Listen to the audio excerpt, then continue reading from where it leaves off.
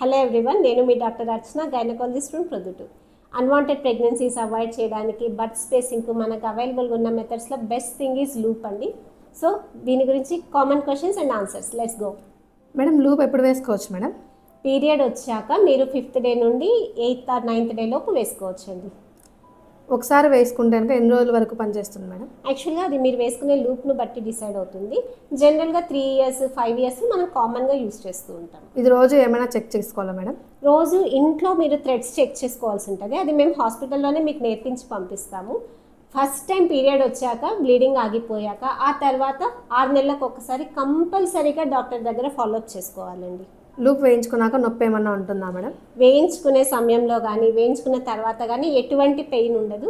మహా అయితే కొంత డిస్కంఫర్ట్ ఉండొచ్చు. అది కూడా ముందు సిజేరియన్ అయిన వాళ్ళకు కొంత ఇబ్బంది ఉండే అవకాశం ఉంది. లూప్ వేయించుకున్న తర్వాత భార్యాభర్త కలిసినప్పుడు ఏమైనా ఇబ్బంది ఉంటుందా మేడం? భార్యాభర్తల కలయికలో ఎటువంటి ప్రాబ్లం ఉండదండి. లూప్ వేసుకున్న రోజున వైఫ్ అండ్ హస్బెండ్ కలిసి ఉండొచ్చు. కలిసినప్పుడు ఏదైనా వైఫ్కి కానీ హస్బెండ్కి కానీ దానివల్ల డిస్కంఫర్ట్ ఉంటే you please consult your doctor immediately. Loop misplace అయ్యి ఉండే ఛాన్స్ ఉంటుంది.